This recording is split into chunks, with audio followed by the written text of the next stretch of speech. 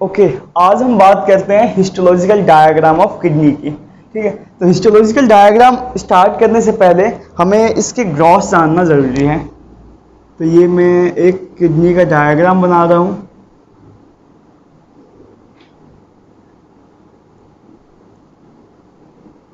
ठीक हो गया। अब देखिए, किडनी से एक जो है ट्यूब्यूल निकल रहा है। इस ट्यूब्यूल को हम बेसिकली कहते हैं पेल्विस, और पेल्विस जो है लोअर पोल ऑफ किडनी पर जाके ये कंटिन्यू हो जाता है यूरेटर के फॉर्म में।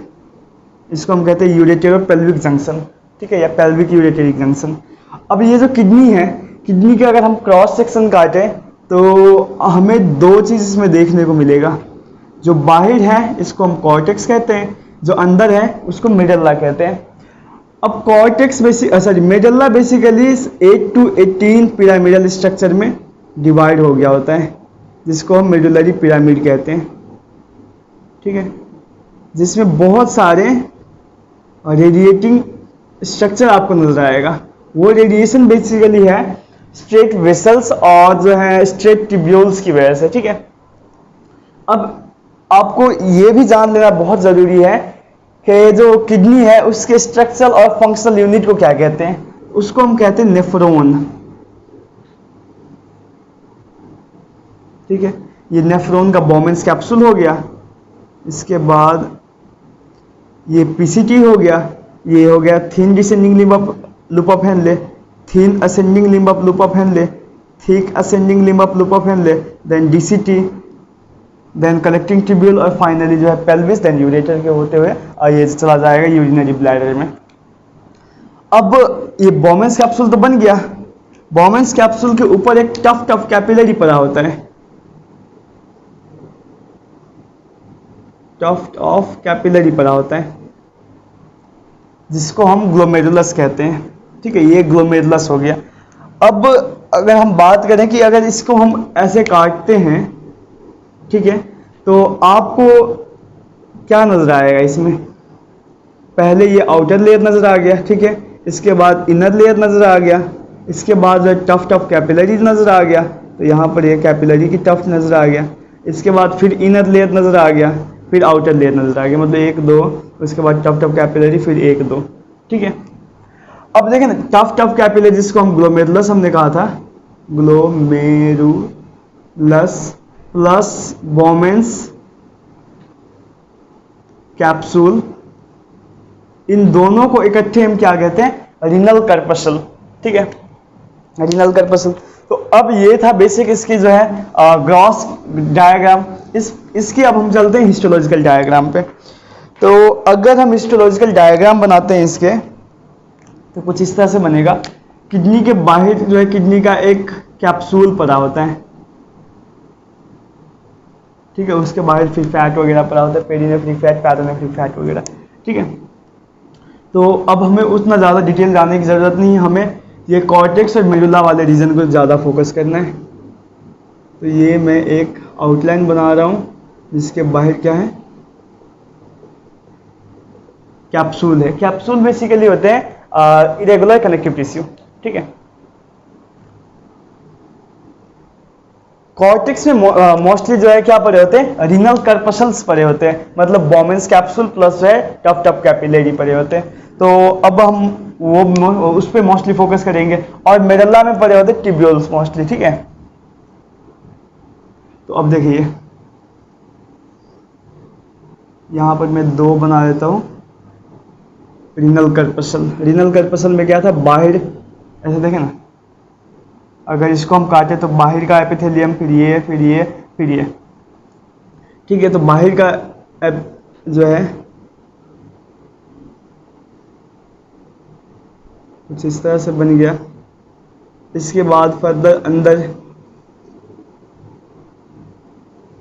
ये हो गया, और अंदर वाली लेयर के साथ ही तो ये पड़ा होता है कैपिलरी भी। तो कैपिलरी को हम ऐसे बना देते हैं। ठीक है, ऐसे इस यहाँ पर भी बना देते हैं।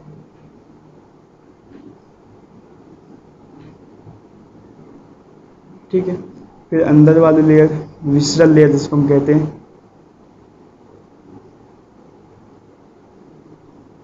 ठीक हो गया। अब इसके हम दे देते हैं न्यूक्लियस। ये बन गया रीनल कर्पसल, 2 रीनल कर्पसल मैंने यहाँ पर दिखाया है।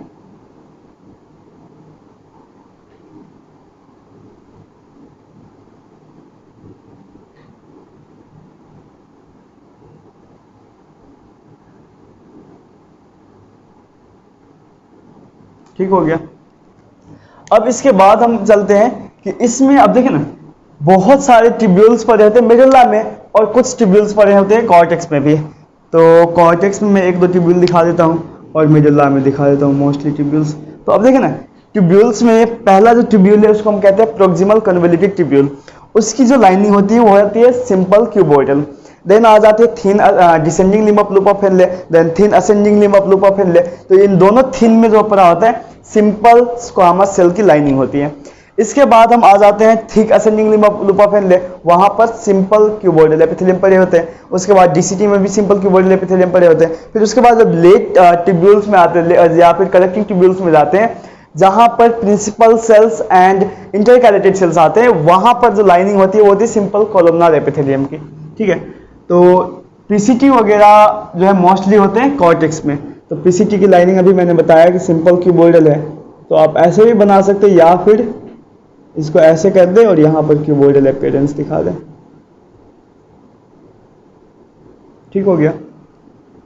ऐसे मैं नीचे एक और बनाने जा रहा हूं, चलो मैं डीसीटी बनाता हूं। डीसीटी में भी क्या होता है सिंपल क्यूबोइडल एपिथेलियम।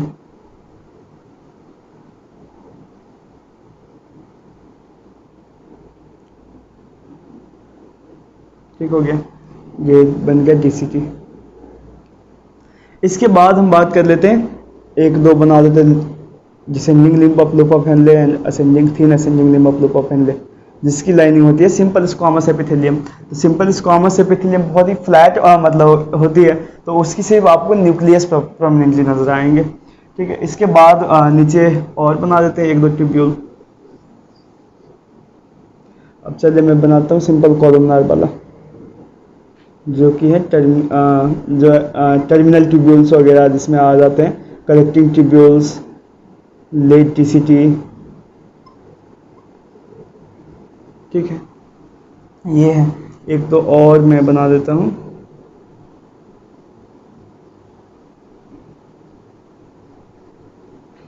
ठीक है, इसके अलावा क्या पड़ा होगा, एज यूजुअल कनेक्टिव टिश्यू पड़ा होगा। कनेक्टिव टिश्यू, कनेक्टिव टिश्यू में वही ब्लड वेसल्स और फैट वगैरह पड़ा होगा, और कनेक्टिव टिश्यू फाइबर पड़े होंगे। चलिए मैंने एडिपोज टिश्यू थोड़ा सा दिखा दिया।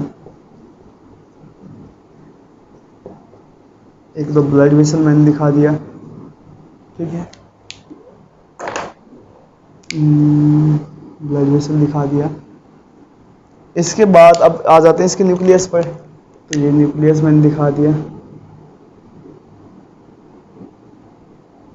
इसमें ऐसे फ्लैटेंड न्यूक्लियस होगा।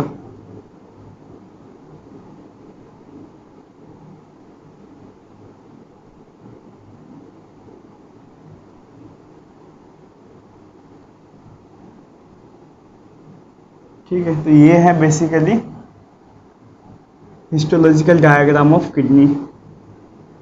ठीक हो गया। इसको अगर हम लेबलिंग करें तो इसको हम क्या कहेंगे, रीनल कैप्सूल, इसको हम कहेंगे।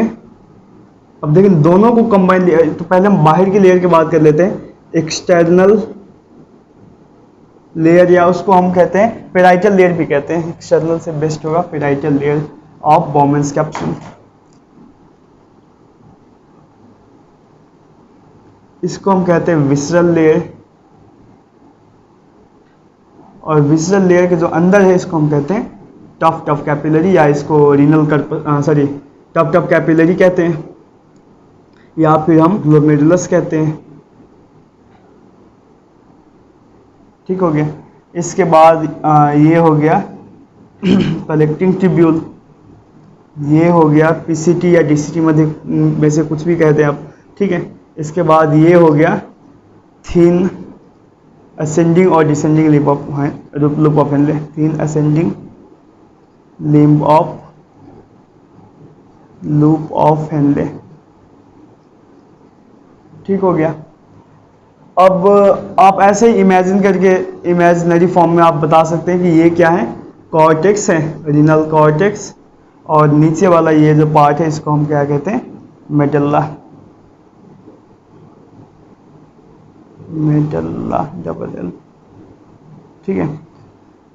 अब एक चीज और आप याद रखें कि जो किडनी होती है, किडनी की बाहर मोस्ट ऑफ द पार्ट को हम कहते हैं, ये देखें ना, इतने पार्ट को हम कहते हैं पार्ट्स रेडिएटा, क्योंकि यहां पर अगर देखें तो रेडिएट हो रहे हैं। ठीक है, जो वेसल्स एंड ट्यूब्यूल्स है वो रेडिएट हो रहे होते हैं, और जो टर्मिनल पार्ट है उसको हम कहते हैं पार्ट्स कन्वोल्यूटा। ठीक है, तो इसमें हम इमेजिनरी ऊपर से ऐसे कर देते हैं, pars convoluta and pars radiata.